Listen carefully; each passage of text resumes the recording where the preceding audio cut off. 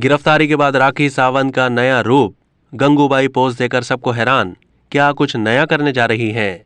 बॉलीवुड अदाकारा और मॉडल राखी सावंत की जिंदगी ड्रामों से भरपूर रही है। राखी ने कबूल इस्लाम के बाद दूसरी शादी करके नई जिंदगी का आगाज करना चाहा तो एक नए ड्रामे में फंस गई।